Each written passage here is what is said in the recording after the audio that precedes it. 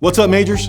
Proverbs 19:21 says, "Many are the plans in the mind of a man, but it is the purpose of the Lord that will stand." We've been talking about plans and dreams through the story of Joseph, as found in the book of Genesis. Joseph had a dream, but his brothers hated him for it, and they sold him into slavery. He ends up in jail. He interprets some other crazy dreams. Look what happens next in his story. Verse 12 of Genesis 41 says, "There was a young Hebrew man with us." So these are people who were in jail who heard Pharaoh's dreams, and they realized, oh no, there's someone who can interpret. Remember last week we said a dream doesn't mean a thing without an interpretation. So here it is, verse 12. "There was a young Hebrew man with us in prison who was a slave of the captain of the guard. We told him our dreams, and he told us what each of our dreams meant." Who was that man? Well, that's Joseph.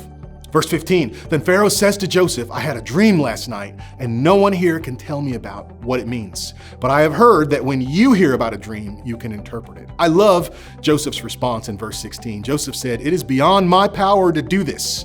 Joseph said, "God can tell you what it means and set you at ease." I love that. God not just telling the meaning, but also setting at ease.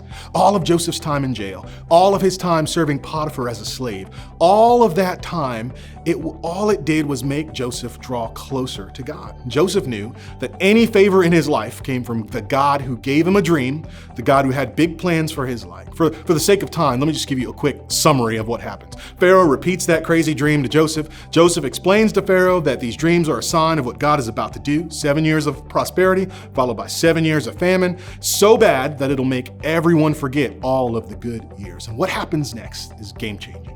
What started out as a dream that didn't mean a thing turned into a dream that changed everything.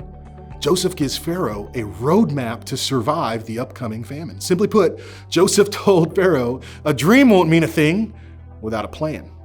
This was true then, and it's true now. Today, especially this time of year, everyone is all about dreaming big. There's an entire industry that centers on selling people a dream lifestyle built on travel, money, and image. Many of you are watching this on a platform designed just to do that. The problem with dream culture is it often forgets to pay attention to the work culture that makes dreams come true.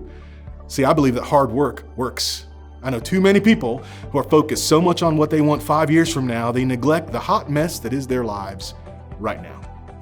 I talk with people whose businesses are in trouble today, but they are fixed on this plan way down the road, and I get it.